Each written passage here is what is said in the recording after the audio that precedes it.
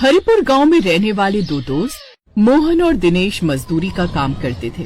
इस साल जब सर्दी की शुरुआत हुई तो मोहन के मन में आया कि वो पैसे जोड़कर एक नई रजाई बनवाएगा। ये बात उसके मन में काफी दिनों से चल रही थी और फिर एक शाम जब वो दिनेश के साथ मजदूरी करके लौट रहा था तो उसने एक रजाई बनाने वाले की दुकान देखी और रुक गया। क्या हुआ, तू चलते चलते रुक क्यों गया? अरे वो काफी समय से सोच रहा था कि इस साल सर्दी में नई रजाई बनवा लूं। तू तो जानता ही है कि एक रजाई थी जो मैं, मीना और बच्चे ओढ़ते थे। अब वो रजाई पूरी तरह से फट गई। बच्चे ठंड में ठिठुरते हैं, देखा नहीं जाता। सोच रहा हूँ इस साल एक नई रजाई बनवा लूं। कम से कम एक रजाई होगी तो ठंड से तो बच जाएंगे। इसीलिए पैसे जोड़ रहा हूँ। रजाई वाले से बात करता हूँ कि कितने की बनेगी। हाँ चल पूछ लेते, एक मैं भी बनवा लूंगा। मोहन ने रजाई वाले से दाम पूछे और खुशी खुशी घर आ गया। और एक दिन जब पैसे जुड़ गए तो दोनों दोस्त अपने अपने परिवार के लिए एक एक नई रजाई खरीद लाए। मोहन के बच्चे बहुत खुश थे क्योंकि इतनी ठंड में पहले वो बिना रजाई के ठंड में सो रहे थे। बापू ये रजाई तो बहुत गर्म है, इसमें तो हमें ठंड भी नहीं लग रही। हमें रात को बहुत ठंड लगती थी, अब हम इस रजाई में सोएंगे तो हमें ठंड भी नहीं लगेगी। हाँ बापू, ये रजाई बहुत अच्छी है, कितनी मुलायम है। पहले तो हमारे पास रजाई थी पर वो कितनी फटी हुई थी बापू, उसमें बहुत ठंड लगती थी। उसमें से तो ठंडी ठंडी हवा भी आती थी। अब इसमें बिल्कुल भी ठंडी हवा नहीं आएगी मेरे बच्चों। तुम दोनों खुश हो ये देखकर मुझे बहुत अच्छा लग रहा है। सुना है इस पर ठंड देर से पड़ रही है पर बहुत कड़ाके की होगी, बहुत ठंड होगी। इस बार बच्चों को ठंड में नहीं रहना पड़ेगा, रजाई में इनकी ठंड पूरी तरह से रुक जाएगी। वो एक नई रजाई मोहन और उसके परिवार के लिए बहुत खुशियां लेकर आई थी। इधर दिनेश ने भी नई रजाई ले तो ली थी पर उसे संतुष्टि नहीं मिली थी। दिनेश लालची था तो उसका मन कभी भरता ही नहीं था। दिनेश के दिमाग में कुछ चल रहा था। वो अचानक से उठा और सीधा मोहन के घर पहुंच गया। दिनेश जानता था कि मोहन और उसका परिवार उस दिन घर पर नहीं है। दिनेश ने मौका देखकर मोहन के घर से वो नई रजाई चुरा ली। कुछ समय बाद मोहन जब घर लौटा तो उसने घर की खिड़की खुली हुई देखी। सब सामान अपनी जगह पर रखा हुआ था, बस उसकी नई रजाई गायब थी।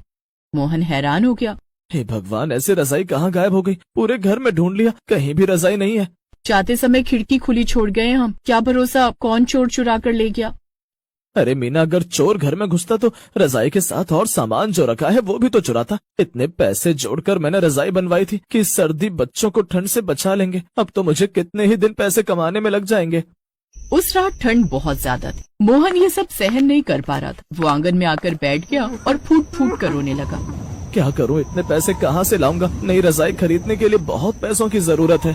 आसमान के रास्ते दो परियां गुजर रही थीं। वो दोनों धरती की सर्दी का आनंद उठाने के लिए परीलोक से धरती पर घूमने निकली। उन्होंने मोहन को रोते हुए देखा तो उनका मन भर आया और वो धरती पर उतर आई। उन्होंने मोहन से रोने का कारण पूछा। सर्दी की इतनी कपकपाती रात में पूरा गांव गहरी नींद में सो रहा है और तुम यहाँ बैठकर रो रहे हो, क्या हुआ? क्या तुम्हें कोई परेशानी है? हमसे कहो, हम तुम्हारी दुविधा को जरूर दूर कर देंगे। हम दोनों परियां हैं, मेरा नाम है नीली परी और ये है लाल परी। हम अपनी जादुई शक्ति से किसी की भी परेशानी को दूर कर सकते हैं। वैसे क्या नाम है तुम्हारा?